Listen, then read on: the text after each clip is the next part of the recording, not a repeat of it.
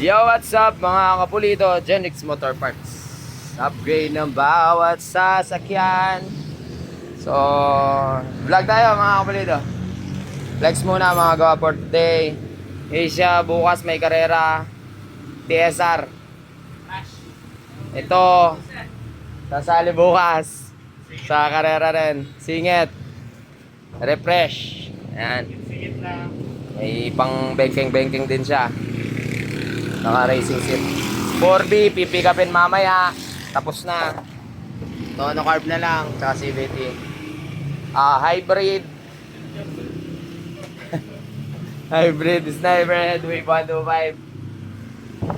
Ang topic for today is ito. Shoutout, may pa-sticker pa si Sir, oh. Alright. Jowa Ball. Shoutout, nalito ng La Union. Setup natin to almost 2 years na. 59 big valve stock ilalim. So sumali to ng Bomex. Nalito ng La Union. 59. Let's go!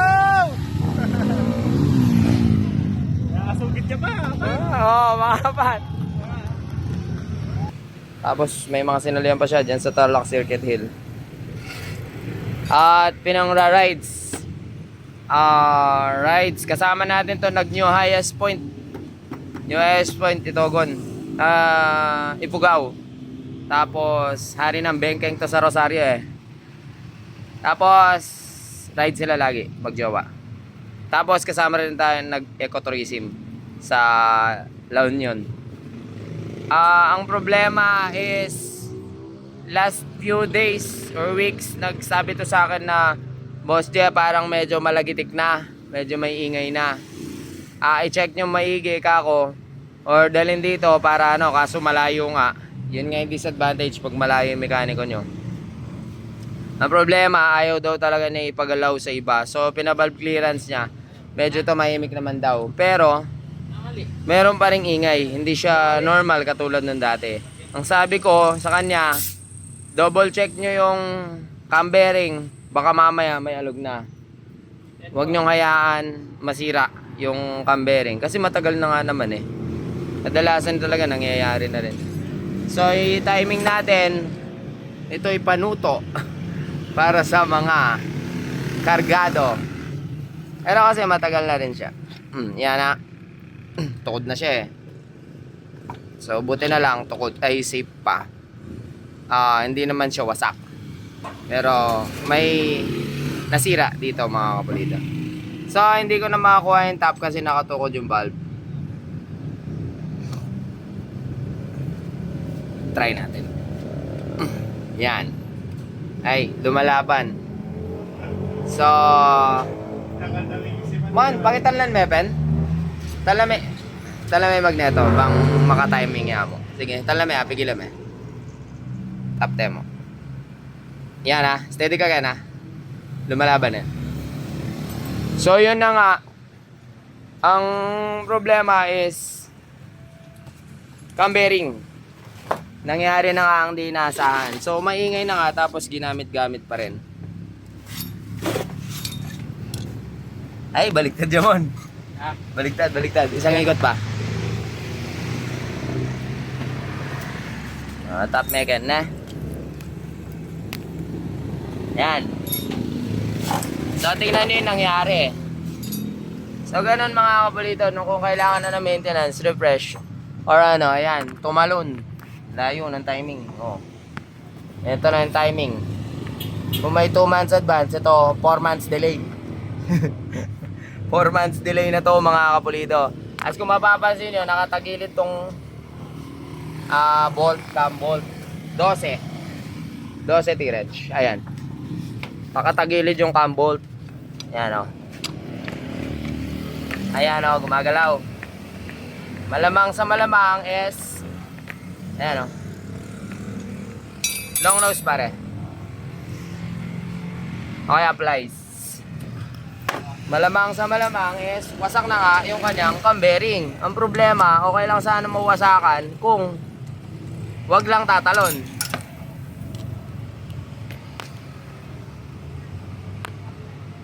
Ayan o. Nagalaw. So, awit gar. Yun nga lang yung problema dun sa ano. Wala pang tagas, oh. Oh, yan. Sa tagas lang niya dito, o-ring ng breather. Okay na rin. Napakatagal na. May air cleaner syempre.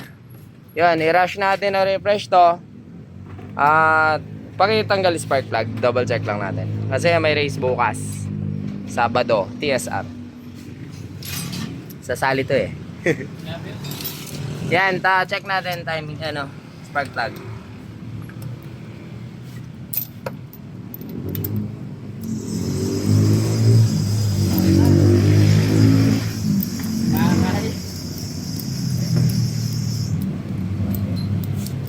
So isa rin sign para malaman mo kung sabog ba is tanggalin mo yung spark plug. Ayan.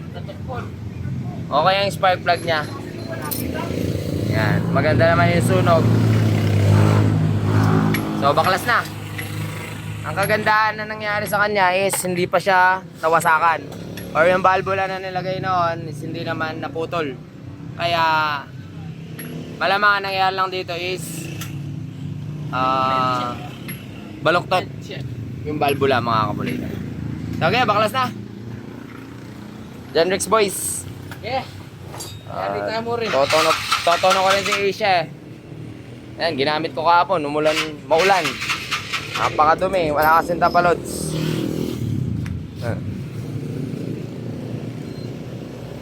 Ayan. Alright, so baklasin na natin yan. Re-refresh lang, palit valvula, valve seal. Sure na okay pa yung piston yan. Head, okay pa yan, sure. Ayun. Baklasin. So yan, ang ano lang is pagka may mga nararamdaman na, mas okay ma-check up na. Yun, so ayaw pa rin daw niya ipaano sa libang mech. Ang ginawa niya, sinakay na ng pickup, dinala niya dito.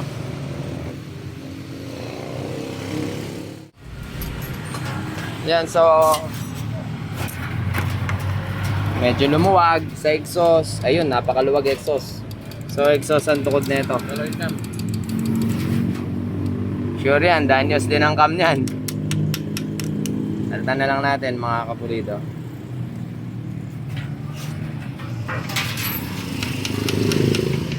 Wala pa mong gas pang linis. Alright, moment of truth mga kapulito. Hugutin mo na yan. Ayun. Ayun nga yung tumukod, ayan o. So safe ang head. Buhay, ganda ng sunog. After almost 2 years. Ayan ha. Yan ang problema. Kahit stock ka, nangyayari na nasisiraan ng cam bearing. Ayan o. Sir Nolito, shoutout sa'yo ha. Sinabihan kita nun. Check mo yung cam bearing. Ayaw daw talaga. Full dome yan. Ayan, full dome. Oo. Yung mga bulitas, nagkalat na sa loob. Talagang magalaw yung mga bulitas. Top memon. Full dome.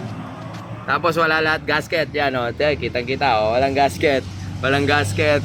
Ilalim. Walang gasket. Tapos full dome. Alright. So kalas na. Refresh. Tanggalin mo to pare. Para makita na ng madla.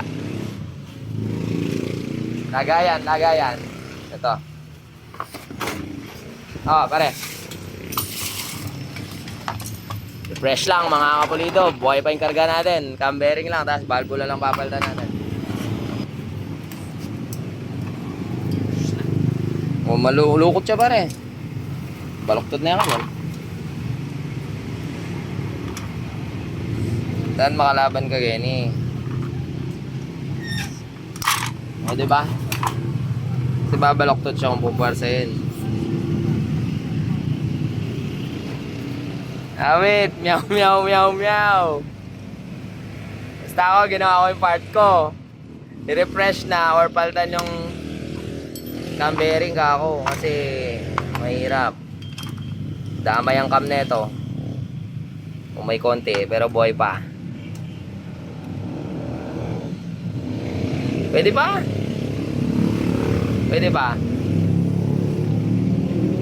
Alright. Bearing. Inner. Ay, kung nagtataka kayo, walang cover kanyo, no? Ang ginagawa ko kasi dyan, binabaliktad ko. So, ang cover niyan is nasa kabila, mga kapulido. Wala naman problema dun. Mas nagagandahan lang ako pag nakabaliktad siya. Hindi baliktad yung isip ko, pero may dahilan ako kung bakit ko ginagawa yan. So, yun mali na yung timing, kaya umaabot na yung valve. Sayang, no? Kung hindi sana masyadong malaki ang tinalo ng timing, hindi mayuyupi yung valve niya. So, hindi namin kailangan mag-open ng makina. Cam bearing rekta. Tutusok mo lang. Pwede pa yung cam on. Para makatipid si Nolits, para sa next upgrade, magtataas yan eh. Kasi magsi-63 pang ilalim din yan para kahit pa paano yung pumapalag sa racetrack. Kasi ang karga nito is napaka basic 59 stock ilalim lang. Tapos naka 24-28 big bulbs lang. Yun lang. Tapos ilang taon ng puro maraga sasakali at nagra-rides. Pag nag-rides pa naman yan, kasama si Jowa. Laging kasama talaga. Tapos pag may karera dito, babiyahe siya ng Tarlac para sumali sa karera. Yan. Inabulot ko yung aral sa video na to. Hanggang dito na lang siguro ang ating video. Para makapagtrabaho na ako, mga kapulido. Kaka-open lang namin eh. Alas 2 na. So, nirelease ko na yung pickup kanina na taga Valenzuela. Yung may damba check tayo. Ayun, alright. Hanggang sa muli natin pagkikita. Paalam. Alright, okay na mga kapulido. Tapos na, pwede na natin i-test drive. Kaso basahan daan. Pa-video muna tayo sa tropa natin. Napakagwapo. Sound check, sound check. Sound check. Sound check mga kapulido. Oh? Napakatahimik. Sa murang halaga,